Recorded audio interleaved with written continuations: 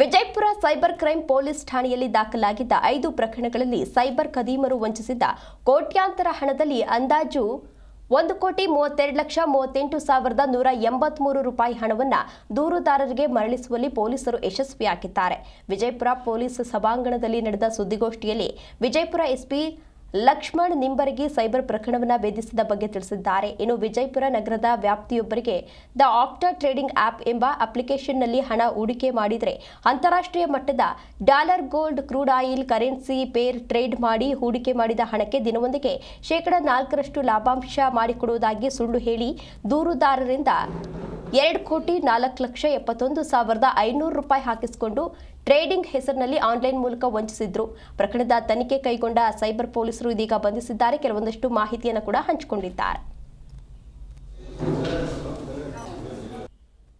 ವಿಜಯಪುರ ಜಿಲ್ಲಾ ಪೊಲೀಸರ ವತಿಯಿಂದ ಸೈಬರ್ ಪೊಲೀಸ್ ಠಾಣೆ ಕಳೆದ ವರ್ಷ ಮತ್ತು ಅದಕ್ಕಿಂತ ಮುಂಚೆ ಆದಂಥ ಪ್ರಕರಣಗಳಲ್ಲಿ ಸಾಕಷ್ಟು ಪ್ರಗತಿಯನ್ನು ಮಾಡಿ ಕೆಲವು ಇಂಪಾರ್ಟೆಂಟ್ ಪ್ರಕರಣಗಳಲ್ಲಿ ದೂರುದಾರರು ಕಳೆದುಕೊಟ್ಟಂಥ ದುಡ್ಡನ್ನು ವಾಪಸ್ ಮರಳಿಸುವಲ್ಲಿ ಮತ್ತು ಆರೋಪಿಗಳನ್ನ ಪತ್ತೆ ಹಚ್ಚುವಲ್ಲಿ ನಮ್ಮ ಸೈಬರ್ ಪೊಲೀಸ್ ಠಾಣೆಯ DSP ಆದಂಥ ಸುನಿಲ್ ಕಾಂಬ್ಳೆ ಮತ್ತು ಇನ್ಸ್ಪೆಕ್ಟರ್ ಆದಂಥ ರವಿ ಎಡವಣ್ಣವರು ಹಾಗೂ ಅವರ ತಂಡದವರು ಯಶಸ್ವಿಯಾಗಿದ್ದಾರೆ.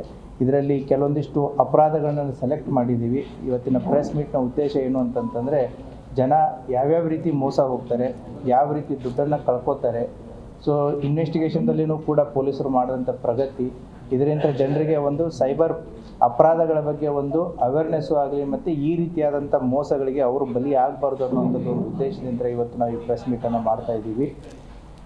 ಮೊದಲನೇ ಪ್ರಕರಣ 34/2024 ಕ್ರೈಮ್ ನಂಬರು. ಅದರಲ್ಲಿ ವಿಜಯಪುರ ನಗರದ ವ್ಯಾಪಾರಿ ಒಬ್ಬರು ದ ಆಪ್ಟಾ ಟ್ರೇಡಿಂಗ್ ಆ್ಯಪ್ ಅಂತ